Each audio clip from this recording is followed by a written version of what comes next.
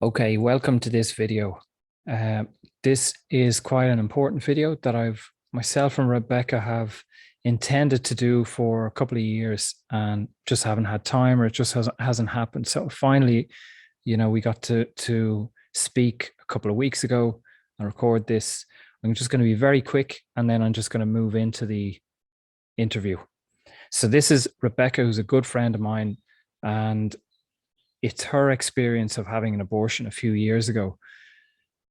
This is not a political statement or any kind of spiritual statement. It's just a person's experience. I do believe, like, life unfolds, things happen unpredictably in people's lives. And you may find, and if you're attending the Zooms, or if you're working with me, you'll know that beliefs are ultimately limiting. Anything you believe is a box you're putting yourself in, and eventually you reach the boundaries of that box. You'll have to move past it. If you're watching this on Instagram, this is just a 10-minute segment, because Instagram limits the amount of time I can upload. So you'll find the full video on YouTube, or else on all podcast platforms. Generally, a good number of women who I've worked with have come to me as clients, have had abortions or have experience around abortion. So it's quite a common subject.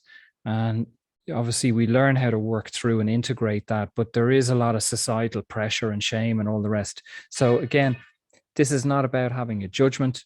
This is about observing yourself and what comes up in yourself to work through. It's also, I feel, good for men to watch this. For me, I found it quite difficult in editing it and returning to it. Brought up a lot of stuff for me of Rebecca being a friend of mine, and also the more awareness of what women go through. That men can be quite detached. It's not directly our experience. It might be our partner, but it's not, we're not going through that process. What else can I tell you? Yeah, anyone who wants to get in touch with Rebecca, you might see Rebecca and you might be familiar with her she was in a couple of Zooms. She will probably be in more Zoom sessions on Sundays, so you might see her there. But you can get in contact with me and I can pass on her details if you want to get in contact with her or speak with her. That's it. Yeah. Please, yeah, I do recommend people to watch this, make the space and time. I know it's a longer interview or longer video than most of my stuff, but there's a lot in it and it's purposeful. This is the path that we're on in integrating this stuff in order to move past it.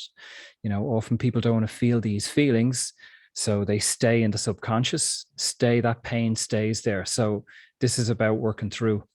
Anyway, yeah. Be well, give a like or a comment, share with a friend if you have someone who you think this might be useful, and we'll go on to the interview. Okay, welcome to the rest of the universe. This is Rebecca. What are you laughing for? So we know each other about 3 years now. Would that be right? It's about that. Yeah. Rebecca initially became a client of mine probably about 3 years ago, thereabouts. And then after that, we became friends, and we've been through, I suppose, a few different changes over those years. And Rebecca now is still in Ireland, and I'm obviously in Mexico. But I'm glad we've stayed in touch. And Rebecca's basically just going to talk about her experience with her abortion. The reason I moved, we tried to line this up in the past, and it didn't quite happen, but is because I do tend to get from time to time clients who've had abortions and who in a way don't know where to put that experience. They still carry shame or embarrassment, and then we have all the social pressure and confusion of good and evil and left and right, and it should be legal and it should be illegal and all that kind of stuff.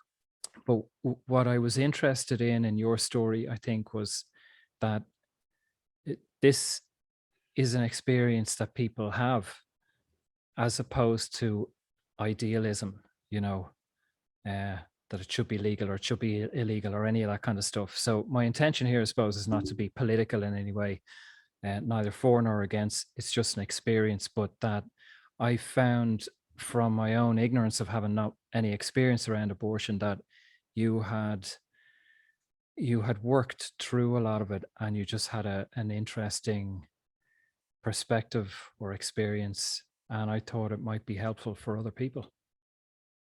Yeah. That's me. Yeah. Yeah, like it certainly is it's a heavy experience Mm, to go through. And that's like on every level, on an energetic, emotional, physical level. Um, and while I don't feel it should be or it needs to be a political issue, it is also a political issue, and that mm, does affect the experience too, and the stigma that is around the topic. mm. I've done a lot of work. Can you hear me? I can. No, what I was just going to say was, is it still illegal in Ireland or? No, it's been legalized. I Okay. think there are some, there are some boundaries around it, like Yeah. term times and stuff. I don't know. I don't follow Yeah. Yeah. Yeah. the politics or the news, so I actually don't really know the ins and outs too much. It wasn't legal when I went through my experience. Yeah. I missed it by about 3 months. Yeah.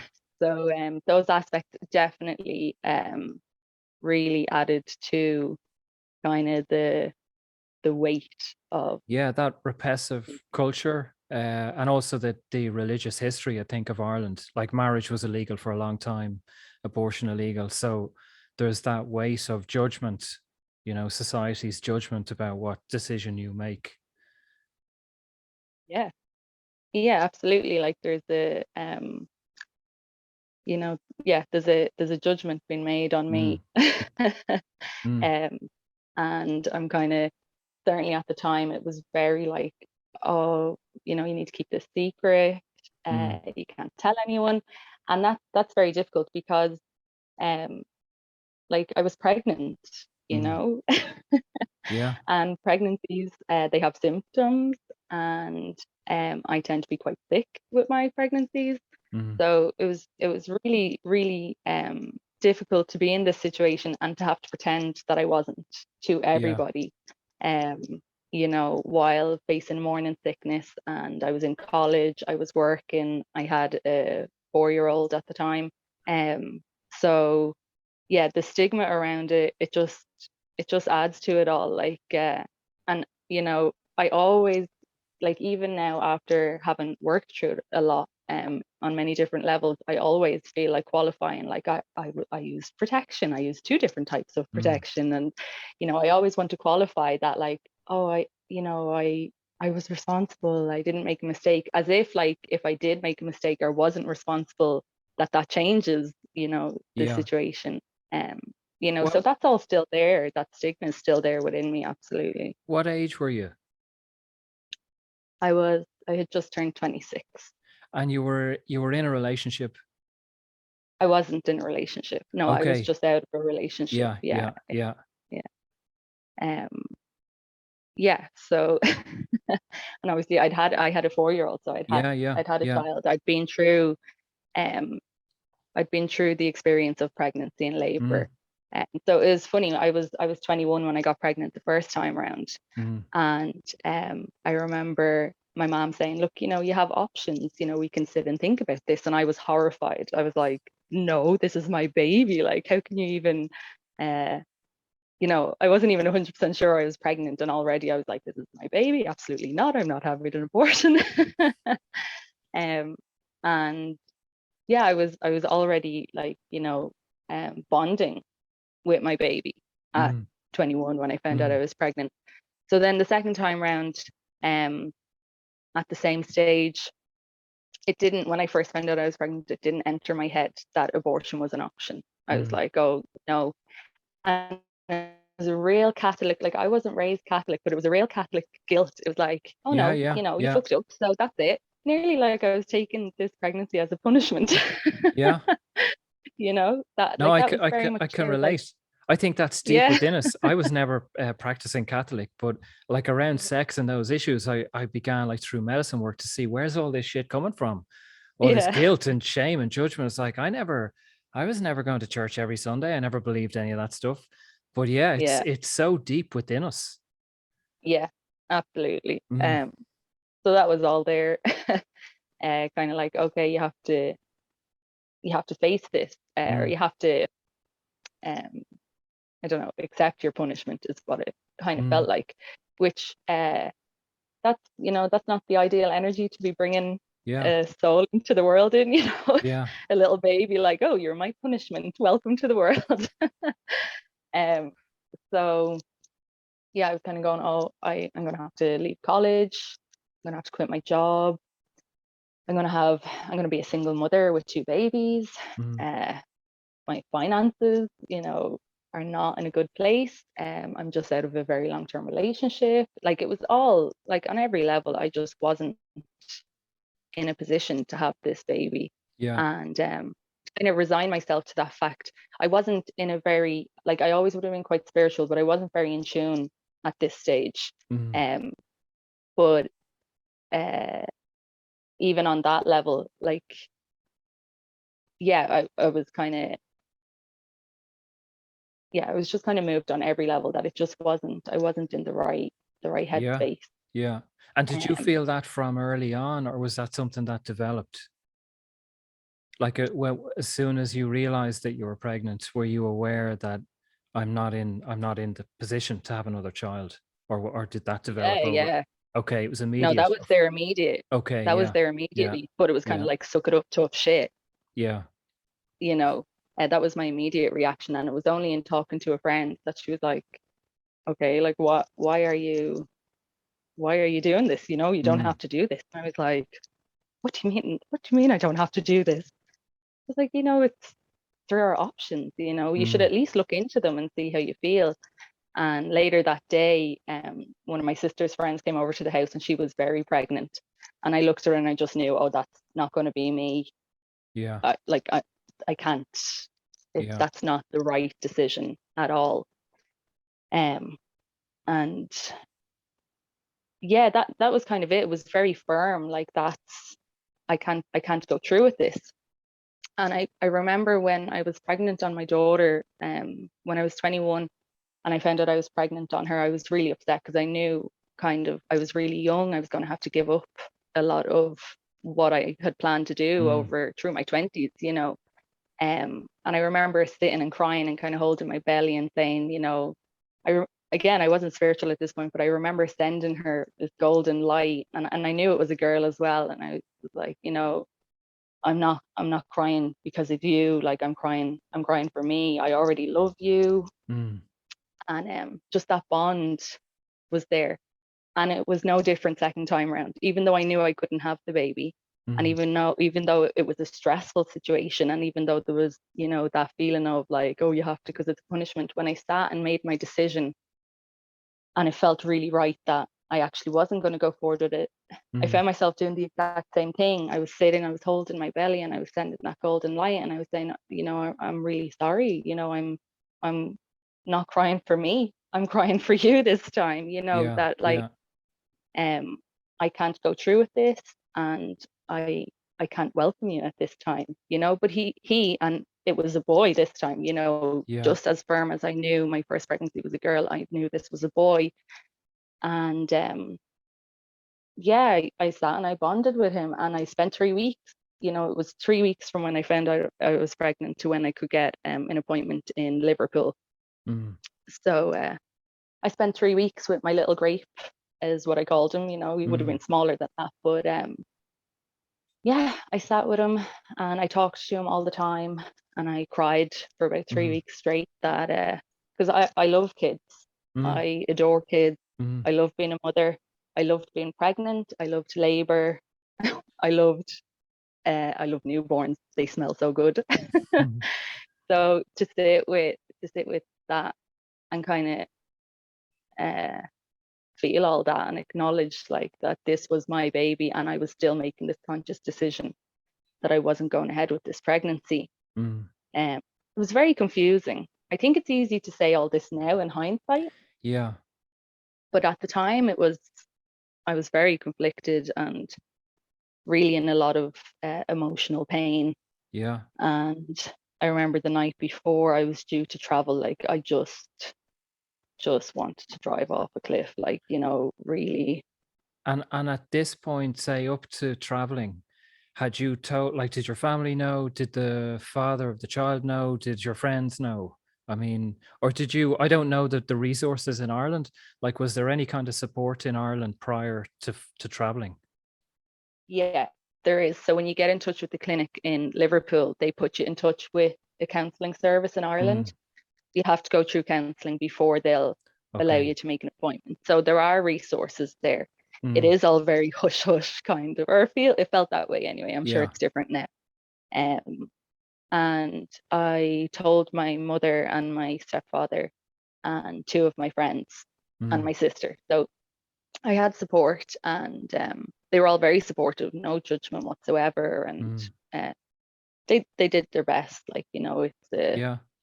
weird situation. It's one of those situations, where you never imagine it happening to you. Yeah. Yeah.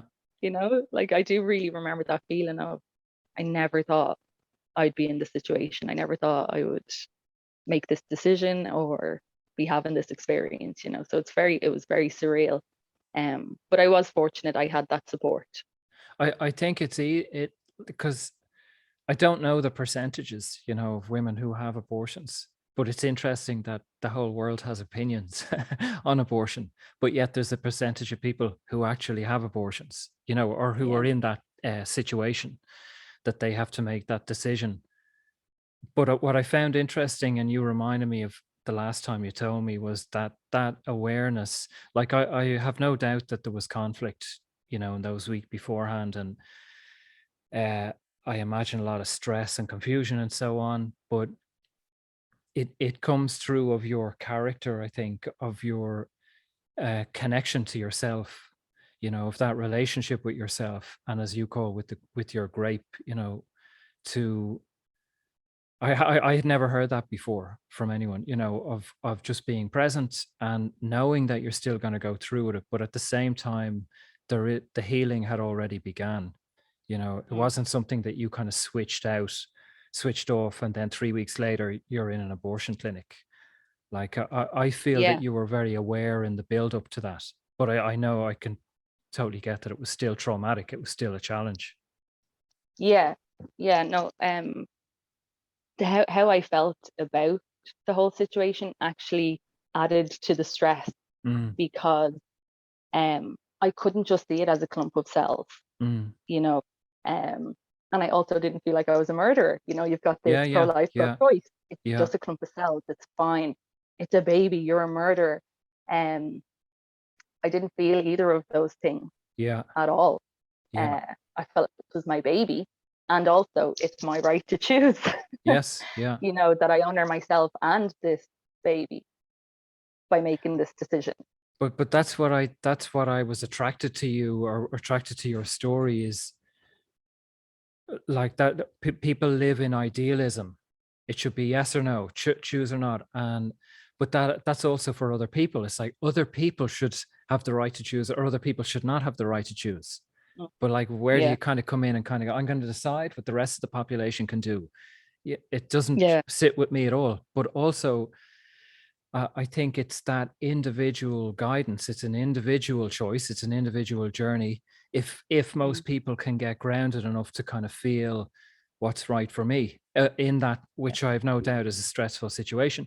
You have social pressure. You have your own pressure on yourself of the things you want to do in your life. Maybe family member, the father, a child. You have all these other people who are telling you what to do, and we've been mm, conditioned, by society and school and the church and all the rest of it, and they want to make the decision for you. yeah, So I find it interesting that you did, uh you had you had a grounding, and you had a sufficient relationship with yourself to find what was the right path for you.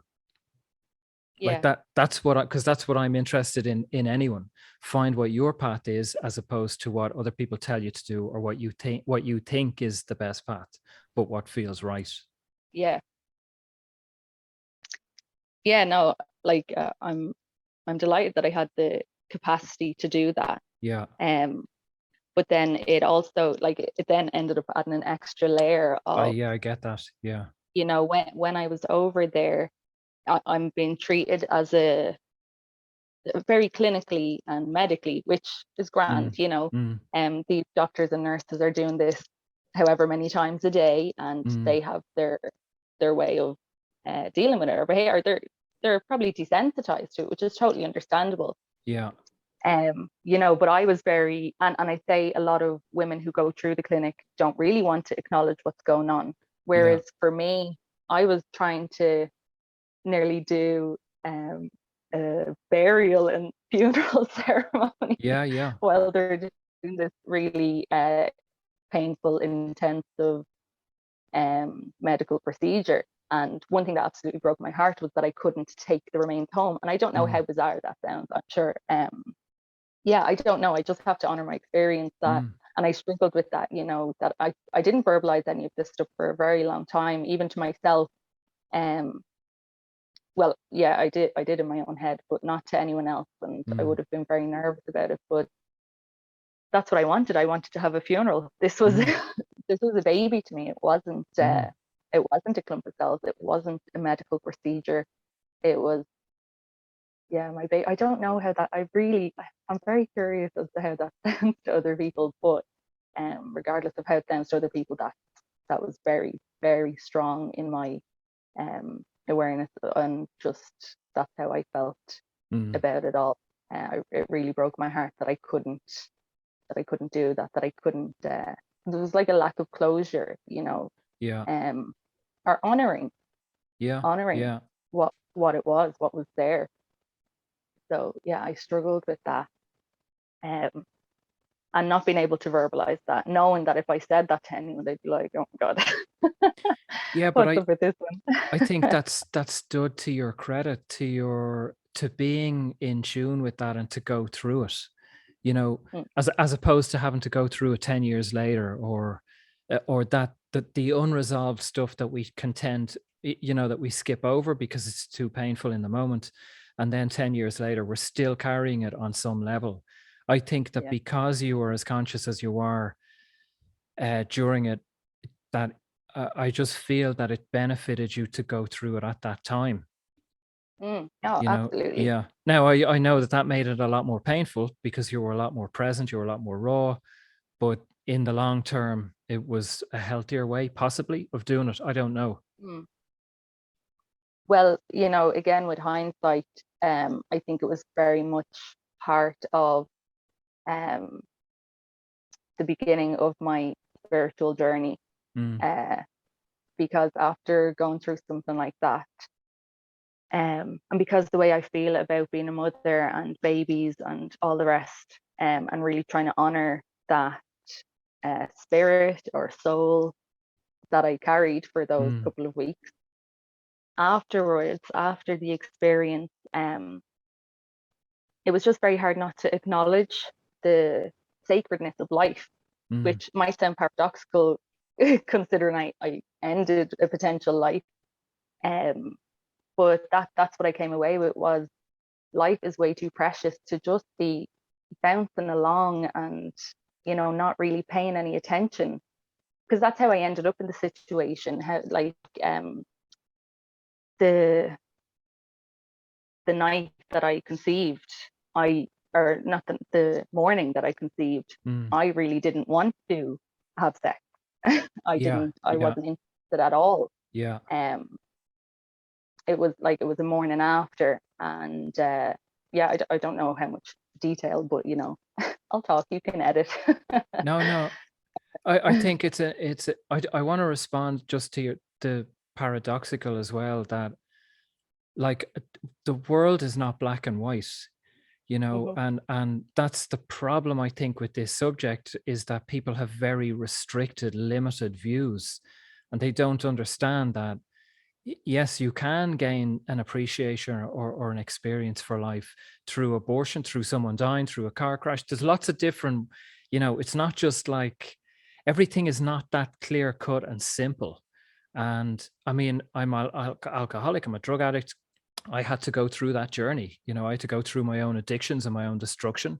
It was being highly purposeful for me. I wouldn't do it any differently. So the idea of life being so clear cut and pure, for me, it just doesn't, I don't have that experience. So I completely get what you say. And I think as well that it's important for you, obviously, or for anyone observing this, to honor that whatever road we take or however we arrive at something, if it's our experience, fuck the world, it's like, if they don't get it, well, fair enough, they might learn it down the road or at some other point.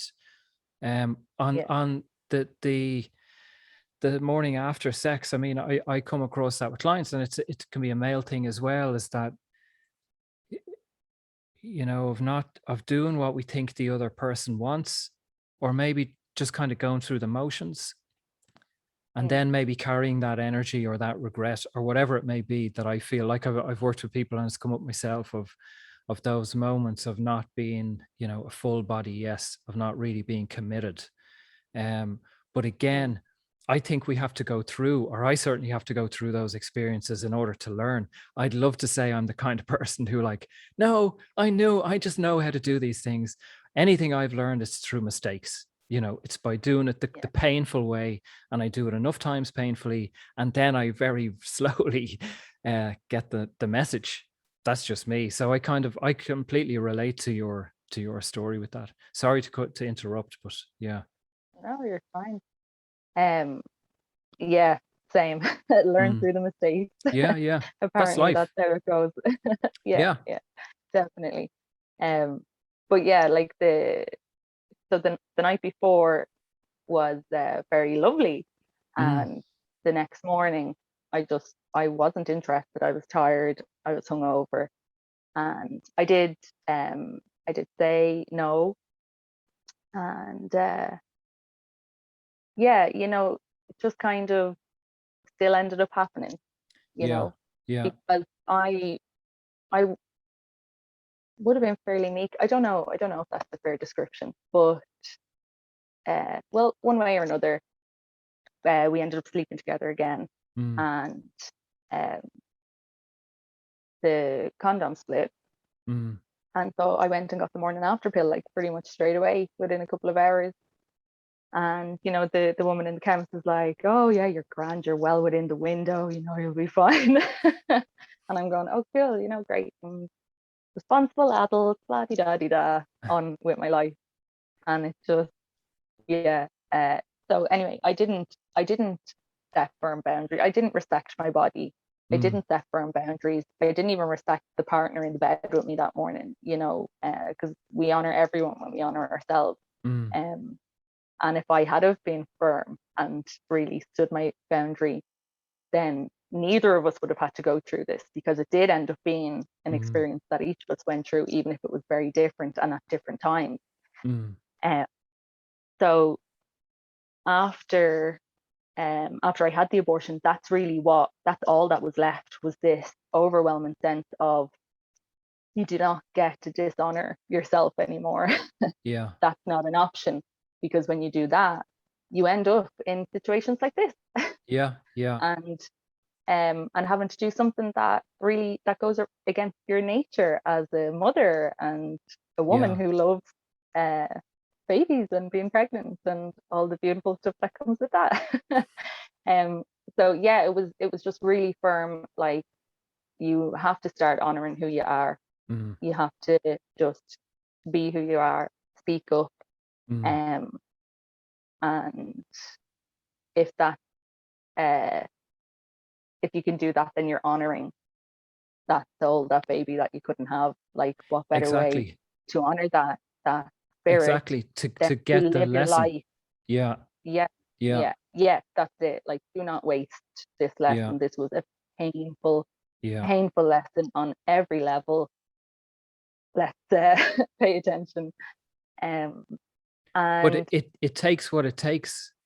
It's like me with drinking or drugs. It's like, sometimes we have to get, I know there probably might be smart people watching this who saying, well, I wouldn't get in that situation or whatever, but shit happens in our lives. Like, that's sometimes totally, we think we have it under control. And I mean, anyone who's human, I think, will realize that you can get caught off guard, or things just happen and you have to kind of roll with it. But I do think, like, as a big part as well, is that it is for women and men, and it's my own voice as well, of honoring our voice, honoring what our guidance is, and being able to express that. And that's far easier said than done. You know, when you're in that moment and you're under pressure and you're in that situation, be it with a partner or not, it's not always easy to speak up. Like I am a person who always was very meek, um, always was very quiet when it came to my own choices or decisions. So I get the pressure, but it's like, that's the road. You know, I'm sure since you had that experience that you then encounter moments where, you know, I have to fucking speak up now. That urge or that fire is, whereas way back when you might not have noticed it, you can ignore it, you can overlook it, but as time goes on, it's like a burning intensity that I actually have to speak. If I don't speak, this is going to eat me alive. Yeah. Yeah. But I'll be honest, I'm still learning the lesson. Yeah, me These too. things run deep, you know, like Yeah, yeah, yeah, yeah, I yeah, know that you know as well. yeah, That it's removing layers each time and you go, yeah. oh yay, I learned that lesson a bit deeper, and then a couple of weeks later or even a day later you're like, I have more work to do. But that's okay. I think it's Yeah. once we give ourselves permission to gradually learn this, um, and also the awareness that I didn't speak up, or that I like in the past I wouldn't have been aware. You know, I just didn't know. This is just the way I lived. I was a people pleaser, do whatever other people want, and then it got to a point where, yeah, you feel that intensity and discomfort, and it's like, I have to say something, I have to say something, I have to, and my voice is shaking and I have to speak up. But I can still be like that. But I think that's just the road. Like, that's what I relate to with you or with the people who come to me, or that I'm not the kind of, I don't think you are, we're not those people who kind of, you have one lesson and then you write the book and you're on Oprah. And it's like, yeah, I got the lesson and now my life is completely different. That's not my experience. It's again and again and again. I test myself again and again. I put myself in the intensity of that. But that's, I think, normal. That's healthy. That's okay. And some days if I don't speak up, that's okay too. I'm on that path of, there's never a reason to abuse myself or say, you know, I'm not good enough, I fucked up. It's like, no, this is a path of being gentle and learning this new way of being, this assertive way of being. So that's allowed.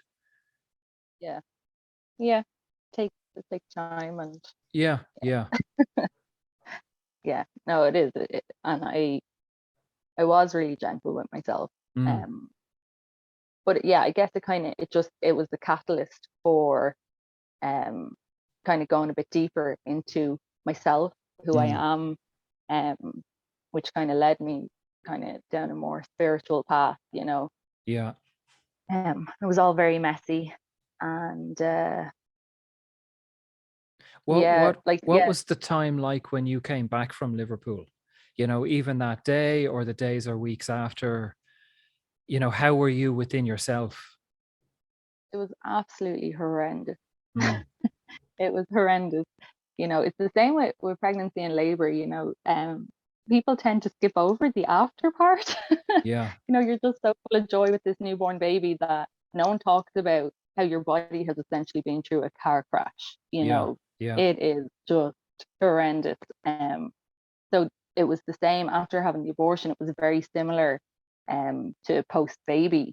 You know, you're bleeding quite heavily, and or Mm, certainly I was. I know there's different procedures. In a lot of pain, a lot of cramps. Your hormones are still all over the place, and obviously you're experiencing all that without. Usually, you've got the newborn, and I mm, think it can be a similar experience with miscarriage as well. You know that your body is going through a lot of the similar um, painful, uncomfortable feelings of having a child without having a mm, child. So, yeah, um, and again, you're talking about don't talk about it, secret. No one knows where you went. Oh, you were just on a weekend away with friends shopping, you yeah, know. um, don't talk about it. You know, pretend you're fine. And I'm sitting there in the toilet in work going, what the fuck? Like, I might be dying.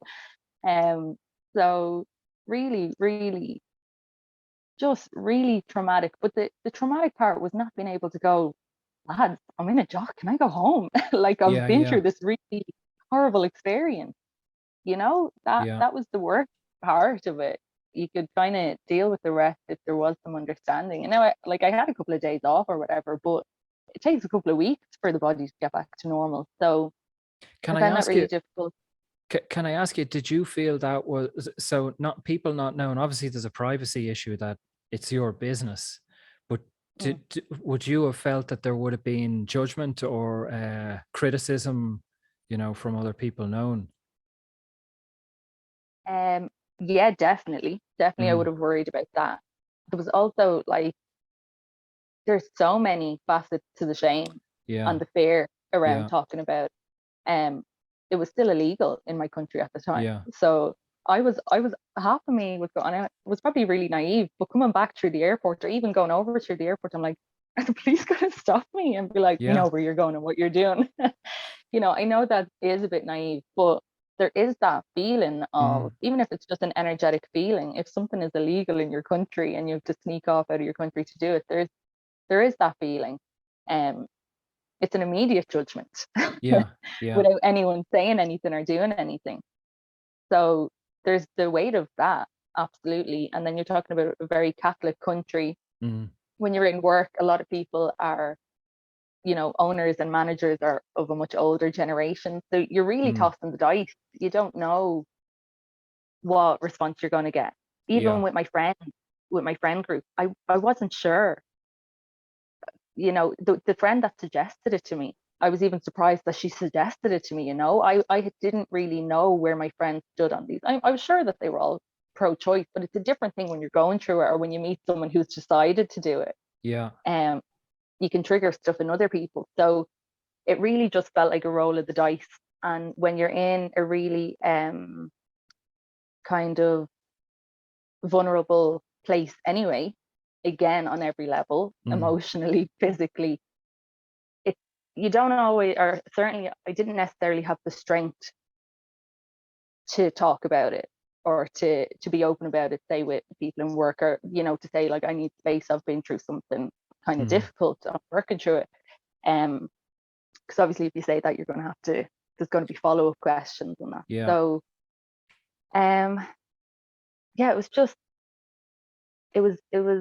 just added another layer to the pain and the Mm, trauma of, like, it, besides it being taboo, you just do not know. Like, and so I was aware that my dad was very um pro-life or mm, anti-choice or whatever you want to call it. Like, mm, so so there were people in my life who I knew wouldn't agree with my decision and would potentially end relationships or certainly affect them. So I think it kind of, self-preservation kind of just becomes the easiest thing to not talk about it. yeah, And then that has its own kind of restraint of, now I have to go through this in secret on my own to a certain extent. And then as well, after the procedure, it's easy for everyone else to forget about it. It's like, okay, well, that's looked after, yeah, nothing else yeah, to think about from my friends and family perspective, which is totally understandable. But I'm still in kind of uh, the post situation kind of trauma and physically and all the rest.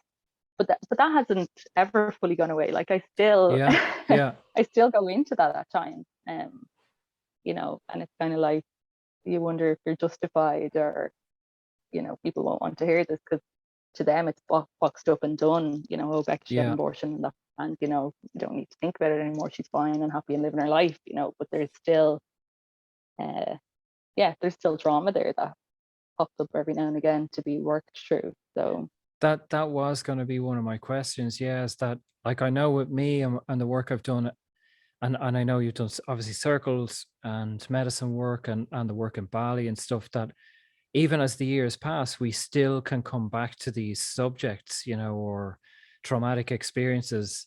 And yeah, maybe we've integrated a layer of it and we've released something, but then a year later, or a few years later, we might come back to that again from a different place, and another layer has to be worked upon. Or so have you found that, or did you do anything specific? Did you go to counseling afterwards, or did you do any spiritual work that was specific for that in the months after or years after? I'm just going to take a drink. Yeah, yeah, Sorry. yeah. I'm going to take a drink as well. I have my cold coffee.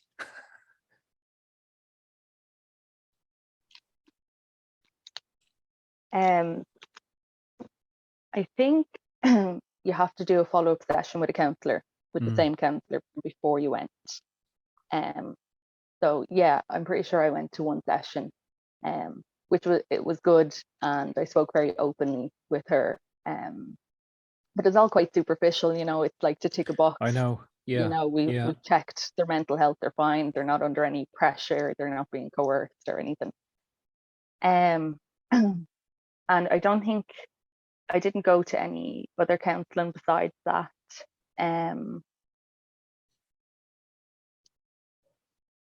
No, Did I you didn't. have you found in did you find in there's a noisy truck going past. Did you find in any of the medicine work you did or circle work, like what I feel as well is that in, say, when the work you did in Bali and some of these places, like there's a network of support, you know, through whatever we're kind of going through, or there's facilitators and there's people, and they you know, breath work, they expect that someone might freak out or someone might release or cry, or who knows what could come up from their childhood or whatever. But when you're out in the world, like there's none of that. And the people around us have kind of no idea what's going on. They're in their own minds and in their own world. So it's kind of the only way to get it is to go to a specific group or place or retreat or whatever. And then maybe whatever's going on will be presented. Like we have no idea what will come up on that weekend or that retreat. And these subjects might not come up at all. They might not come up for years, or they'll come up next week when we've left the retreat. Yeah. But yeah, what I was going to say was, were you aware of any of those times that the abortion came up or the pain came up, that there was degrees of closure in medicine work or in breath work or in anything like that? Yeah, definitely through kind of energetic and spiritual work. I've worked with it many times. Yeah. I guess the first time I started the shadow work course with you, and I was traveling home. This was probably about a year after the abortion. I was living in Barcelona. Yeah. And my whole life fell apart, and I got in touch with you and started doing the course. And it was like all of my trauma from many lifetimes was coming up all at once. And I was kind of, you know, learning to sit with it, a kind of very a practice. You know, this was stuff that I was probably doing to a certain extent, but not in a formal practice. I had no idea that other people were doing the stuff, or, you know. So yeah, when I started the course with you, I was traveling back to Ireland for a friend's birthday party, actually the friend who came with me for the abortion. And to get home, I was really broke, and the cheapest way to get home was to stop off in London for 9 hours, which was like the exact same as when I went for the abortion. And you know, it was like when I went for the abortion, it was just that we flew out in the morning, we flew back in the evening, and these were like the exact same flight. And I didn't twig. I was just like, oh, so cheap, 20 quid, you know, round flight. And I had developed a massive fear of flying when I moved to Barcelona. I always loved flying. I don't know why that happened, but when I was coming into land in Liverpool, you had said you had developed the fear of flying after moving to Spain. Yeah. So I was on the flight coming in to land in Liverpool. Yeah. And I was in a panic about the landing. It was very turbulent and all the rest. So I was trying to calm myself and remember what the airport was like, and just, you know, kind of ground myself a little. And as I started to remember the airport, I was like, oh, when was the last time I was in Liverpool, actually? Because I'd been a few times. And I was like, oh God, it was a year ago to have an abortion, or 2 years ago. I was 28 at this stage. Yeah.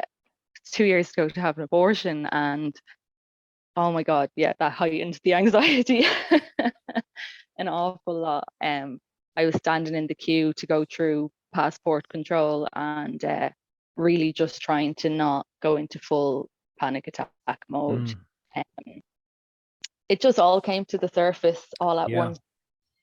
And obviously I'd started the course, so I had kind of a more practical idea of how to work with these things and stick with it. So I just kind of centered myself, went to a cafe, and I journaled. I Yeah, I just remember journaled that. every Yeah, single, yeah, I think you read it. yeah.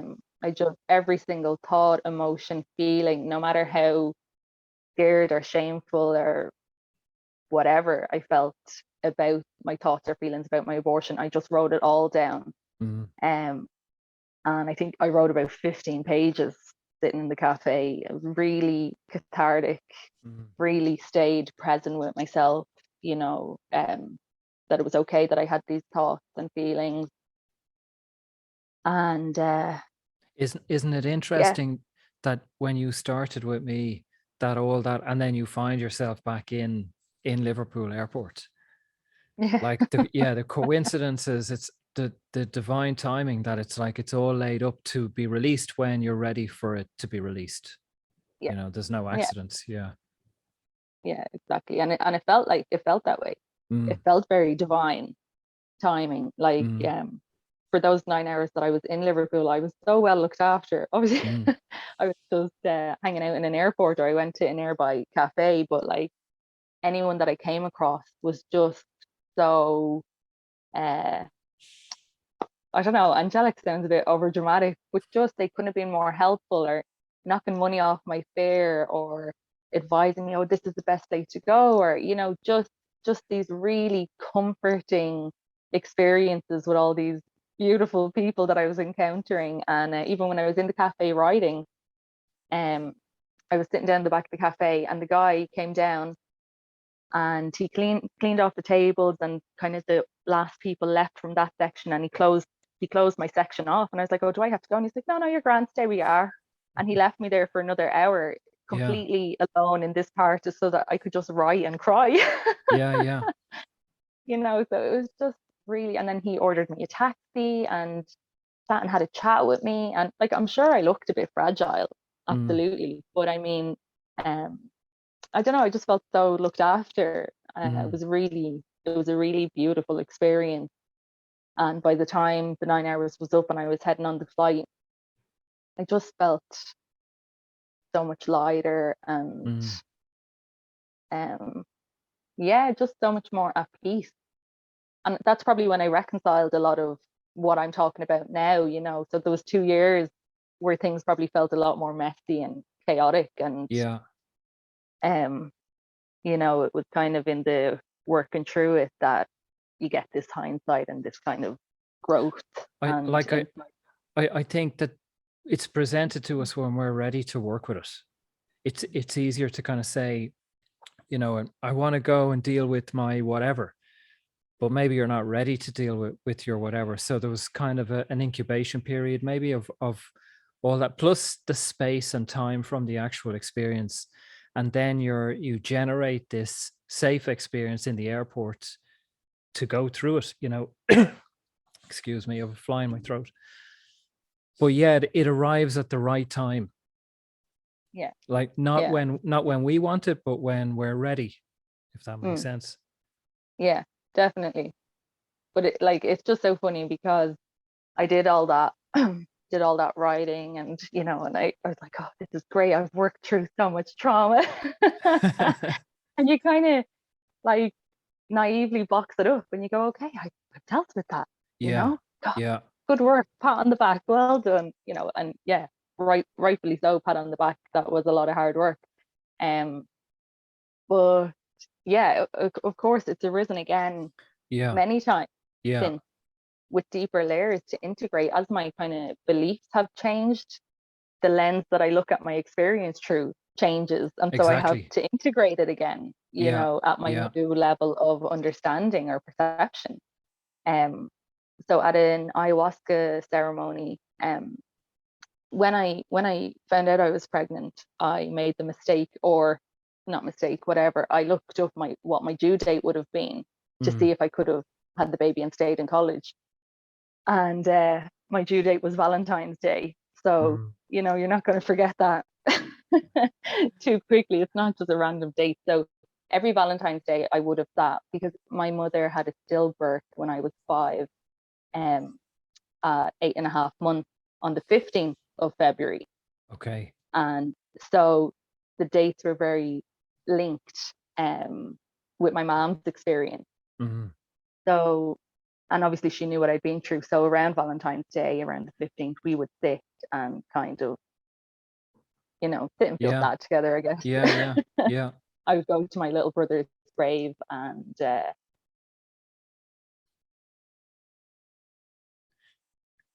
You've gone silent. Picture is there, but audio is not. a call came in. Sorry Oh, about that. you're back. You're back. Yeah. Um, so yeah, I'd go to the grave every Valentine's Day. So like it was still in my awareness. I'm not saying like I just boxed it up and never thought Ah, about it yeah. again. Yeah. But then last summer, I went to an ayahuasca ceremony, and I'd been to many ayahuasca ceremonies before this one. Mm. But like you say, it comes up, you're presented what's there to be reconciled, so Yeah. or integrated or whatever. So at this particular ceremony, that seemed to be what was coming up, was more trauma around the abortion, and there was a lot of women at this ceremony, a lot of women that had been through a lot of abuse. Mm. So that seemed to be kind of a running theme of the weekend. And once one of us started talking about our abortion, like every second woman is going, "Oh, me too. Oh, me too. Yeah, I've had Mm. one. I've had two. Oh, I've had a few actually." It was so. I was shocked at how um common it was, Yeah. and we're Yeah. all sitting here, with our shame and guilt, and we're pretty much all in the same boat. Like it was Yeah. just, now obviously that group came together at the right time, and that was the energy that was there looking to be worked through. And we did a womb clearing ceremony, and the men that were there held space, and while the women lay in circle and kind of went through our process of kind of connecting with the womb and whatever trauma was there and allowing it Mm. to be cleared. And that was a very powerful experience, um, because up until this point, the abortion was very much my experience, and Mm. it's a real woman's experience. It's our body, our choice. And this is like the divine masculine meets the divine feminine. I'd never, like, the men were they all just looked in awe. Mm. So they had listened to our stories all weekend of our abuse and our abortions and all the rest. And we're all kind of lying in a circle with our heads facing into the center and our knees up and kind of holding our womb space. And the men are standing around us and they're doing the smudging with the sage and they're shaking rattles. And I can't even remember now, but like they were just really, really holding space. They all looked in awe. They all looked like we might as well have been a group of goddesses lying there. And Mm. they were given the great honor of looking after us. It was a really beautiful, beautiful experience. I hadn't really felt that held and honored in a way where they didn't seem to want, and it was like reverence, Yes. Yeah. the idea of wanting something from us. Yeah. Yeah. Yeah. No, it was like Yeah. just complete pure honoring. And yeah, it was just, I don't know, I just really felt very connected to my baby, my little boy, you Mm. know. Uh, yeah, like just like I could feel him and hold him and love him and appreciate him for the soul that he was, and the gift that he gave me. Mm. Um, it was very moving, and I realized over the course of that weekend that I had completely shut myself off from the idea of being allowed to have more kids or Mm. a relationship or anything like this, because I didn't deserve it, because Mm. I didn't, this baby, no, that you don't get to do it again. Like, Yeah. I didn't realize I had that, so just these different layers were coming up.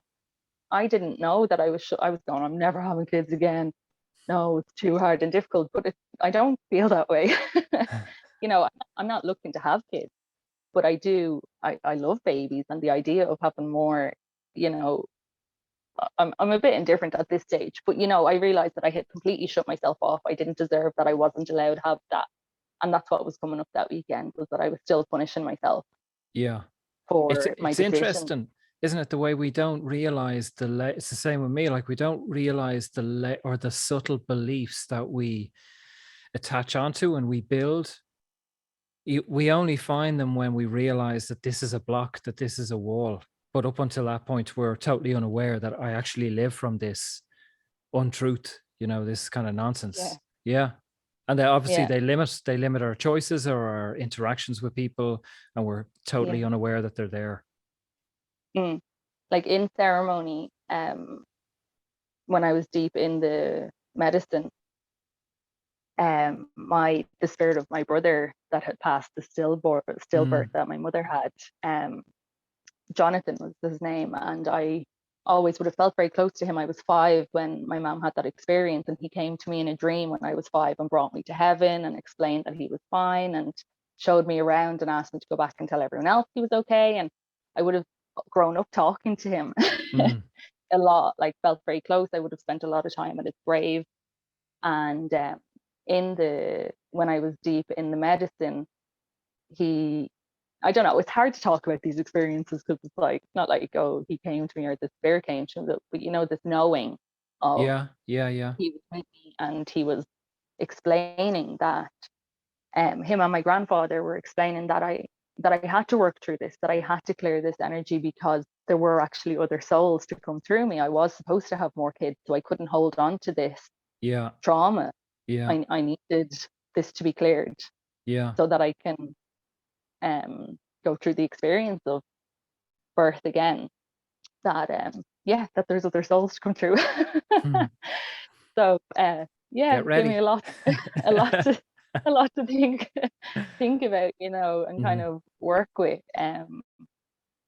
Something that comes to mind anyway that I see that's important is, like, that the friend said to you, in the early stages, you have options or choices. Well, there's two things. The other thing is, like, choices to me doesn't even feel like the right word. And pro-life obviously is not the right term, because, like, to have an abortion doesn't mean you're anti-life. It's interesting the way they use these, polar, divisive terminology, but that's the game of life, I suppose. And that's the game of the media and all this. But the options, what I kind of gleaned from listening to you is that even post-abortion, there's so many more options. There's the medicine work you've done, there's the circle work you've done, the sitting with your mother, on the 15th, 14th each year. Like, that all of these little things or big things are ways to move on. And I think also, like, at times I get people who come to me and they say, oh, well, I ask them about the childhood, or is there any significant events? And they say, oh yeah, this happened and that happened. And then they say, oh, but I worked through that. I worked through that in therapy. That's dealt with. And I think, okay, no, it's not. So, because it all comes back continually. So I think for people just to be aware that, yeah, like, these things come back, like, it's muscle memory. Your body remembers, your heart remembers, and then there's the dates and experiences. It's going to come back, but that there's so many other options. I feel like that what I'm drawn towards is the circle, is like the experience you described of, the men holding space for all the women sharing their stories. Is that if people want to go out with fucking banners and be pro-choice or whatever it is, anti-choice, good luck to them. Go and do whatever the fuck you want. If you want to stand outside churches or outside abortion clinics, fair enough, go for it. But that there's also people who don't want to do any of that. And there's people who are there for support and know that there's healing to be had and there's support to be had. Why a person has an abortion is none of my business. It's the own individuals. You don't have to justify it or knock yourself for it.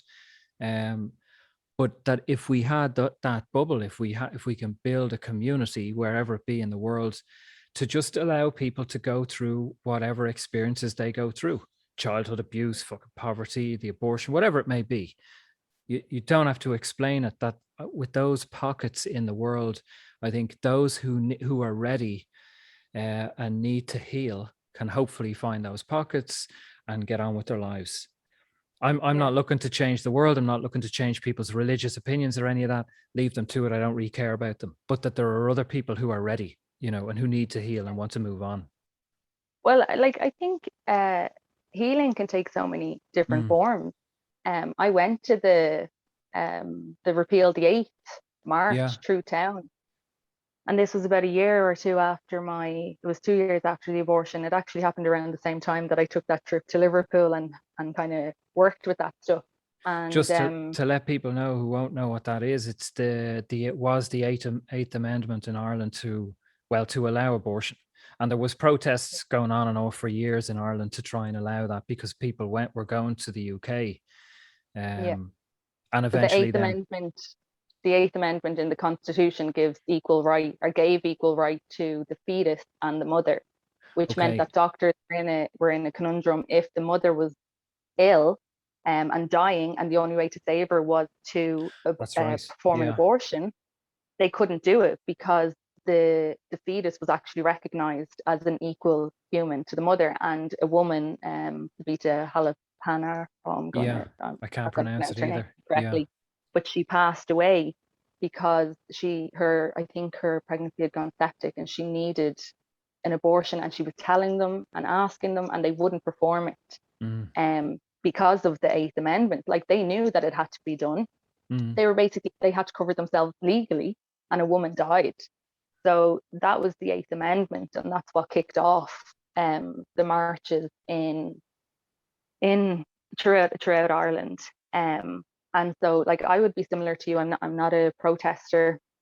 I'm not a freedom fighter. I don't really have that spirit, but I have a lot of gratitude and love for the women who do that. And I think that is their form of healing. And on that day, at that march, that was the energy. That it was the exact same energy at that I experienced at the ceremonies, of being held, of people coming together and Yeah. supporting one another and sharing the stories. It was actually a very similar. It manifested in a different way, but it was a very similar energy. And in the end, we got the result. We got the yes vote, which is healing for our ancestors, for Yeah. the women coming after us. That's what they achieved. That's what we achieved. That level of stigma and shame is starting to lift. This is only the start of it. And so I do feel I don't I'm not a protester, and I've never felt that call. My sister dragged me with her into the thing, but it has its own power. I think everything is welcome, and everyone knows what's best for them and how they heal. And there was so much healing at that rally, at that protest. So I have to honor those people that were there, and that energy, just as much as I have to honor the medicine ceremonies. I think it's all welcome. And like you say, people have to find their own healing, and they'll find it at whatever level they are at. Yeah. And then sometimes it can go deeper. Sometimes they've come to terms with it. But yeah, the rally was a beautiful experience as well, definitely. Yeah. And I did feel that joy when the yes vote came in to repeal that, to remove that from the Constitution. I felt, a little lighter, just like the work I had done in Liverpool. I felt a little bit like, oh, the majority of people in my country support me in what I went through. So it was lovely. Yeah. I appreciate that for you. For me, I am a difficult bastard, but I personally I don't want the state involved in any of these decisions, be it a yes or no. Like, Ireland's gone through, like, marriage being illegal, and then gay marriage being illegal, and then gay marriage becoming legal, and there was celebrations for that. Personally, I don't think the state should have any involvement in any of these things. There was celebrations that gay marriage is now legal, and people think, oh, this is great. I don't think it is, because I don't think the state should be involved in any of these. I think it's an individual journey, and it's a traumatic journey for people. Or, I mean, if you're getting married to whoever, it's your own business. So But I appreciate from your perspective, because I didn't have that experience, and I didn't see it like that. But yeah, you're right. I mean, that along that journey, healing can come in many different ways or different forms, and often in ways or forms that other people don't recognize. I'm sure those rallies triggered a lot of the other people, the anti-abortion people and the political side, the religious side, and all the rest of it. So we tend to overlook. We only see our own view of the world, and we overlook other people's experiences. So I would like to be working towards a place that we can all just kind of respect other people's journeys, whatever journey and whatever path they're on, that's their business, Yeah, wish them absolutely. And well. Yeah. at the ceremony where there were so many women who had experienced it, Mm, I have yet to come across another woman who felt about her experience the way I feel about mine.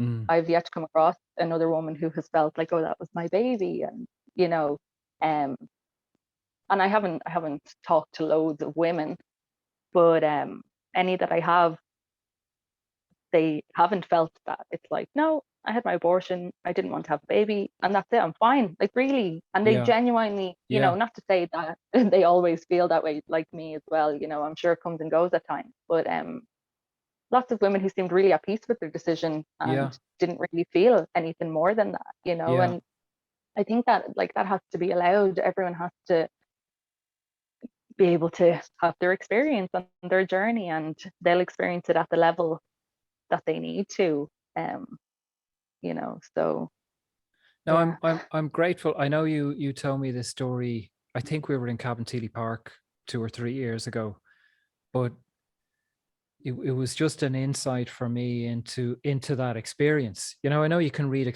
people's experiences online, or people will talk about it, but for me to know you and hear what you went through, and as well, I think from being a male, like to hear, because I'm never going to have an abortion. I was never, and I think for men, it's just never something that's on the cards, obviously, for us, possibly with partners, but even then, we're not as emotionally invested, or we're not as aware. It's not going to be my body. I'm not going to have to go through that. So I think for men as well, it's just interesting to hear what happens, or the journey of it. And yeah, I understand, like this, I'm sure there's a range of experiences that people have that are, absolutely hellish, and some that are quite quick, and that people either don't they heal maybe very quickly from it, or they don't feel that connected to it, and they kind of get on with things, and that's fair enough. I wonder, like, we're well over an hour, but I'm just curious as well, if you have, in hindsight, as the years go on, I don't know if you have any thoughts or any feedback for anyone, or how do you look at the experience now? Would you do anything differently?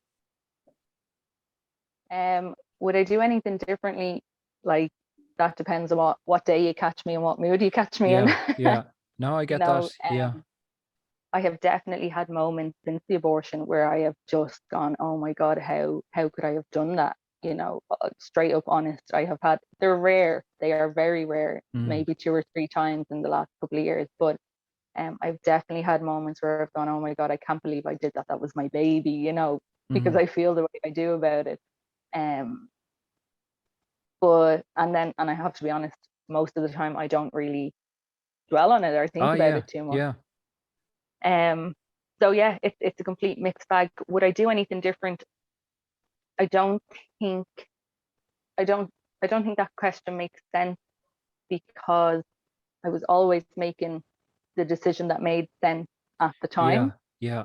So, I No, it's a guess good like, answer. Yeah, if I was to go back with all the information I had now, I would make a different decision yeah, if I had all the information I had now. But I'd be a completely different person then. And exactly. I Yeah. wouldn't have ended up in the situation in the first place. I So I I yeah. think ultimately there is no mistake. Like, life takes us on the path that we're supposed to be on.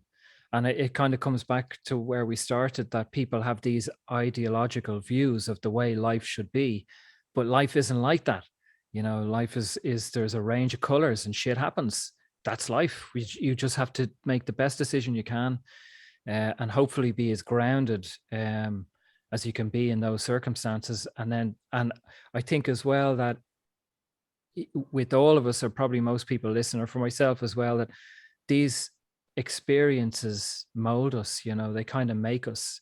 It's not a one-off experience. The abortion for you has led to many other experiences, or your perception of life, your perception of your daughter.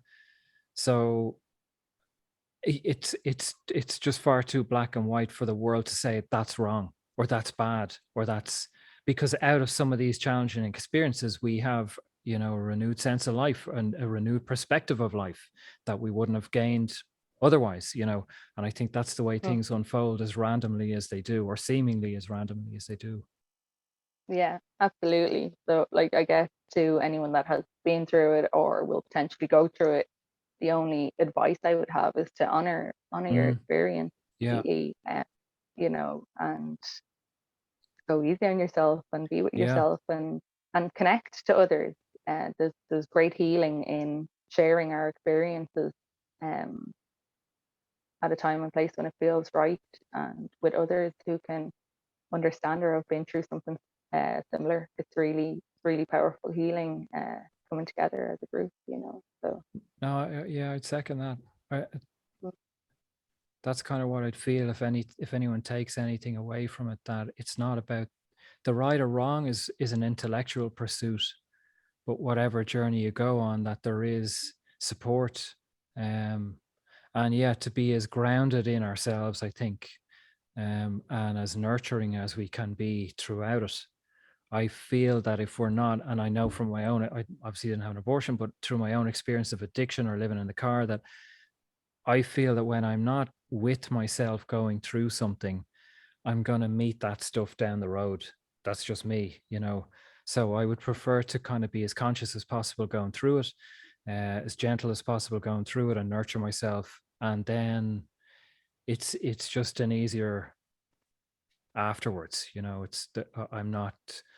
I'm not waiting to be hit by the stuff that I ran away from. I spent a lot of my earlier life in addiction and running away from these kind of emotions and pains, and then they just caught up with me years later. So now I prefer to meet them head on. Yeah.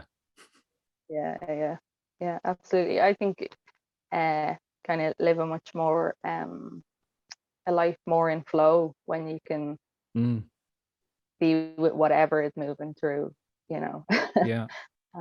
Be very different on any given day, um, but definitely there's much more peace in kind of um, being able to sit with whatever's moving. And yeah, Yeah. if you're not sitting with it, you're repressing it, and it's it's gonna pop back up at some stage. So Yeah. Yeah. it's just a more efficient process to work with it when it's presenting itself. Exactly. Yeah. Okay. Thanks, Rebecca. Yeah. Um, Thanks for having me. yeah, I appreciate you sharing it for me, and for anyone, you know, who will hopefully get some identification or some even food for thought. Um, is there anything else you want to say to wrap up? No, I'm just open if anyone is moved by anything that I've shared and wants to get in touch. I'm very open to that. Or Sure.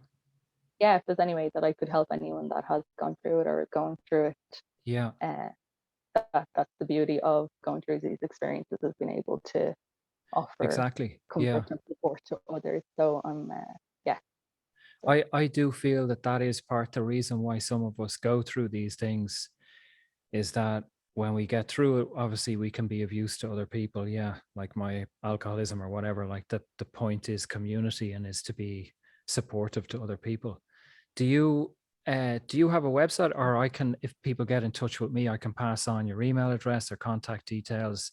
But if you want to give out anything, feel free to. I don't have any social media. It's Sure. all kind of in the process. I'll get to it when I get Yeah, to it. But no, I'm happy for people to get in touch with you. sure. You can pass on Yeah. my Okay. I'll wrap up with the video, and then I'll wrap up with you. So thanks, Rebecca. Yeah, I appreciate it. And yeah, anyone who wants to get in touch with Rebecca, or feel free to leave any comments. Supportive and polite and loving would be more appreciated than anything else. or And not. It's all welcome. that's true. Yeah. If you're triggered, go for it. You know, do your work. Yeah. It's your stuff. It's not ours. So yeah, we'll read them anyway. Okay. Thank you. Thanks, Cheers. everyone. Bye bye.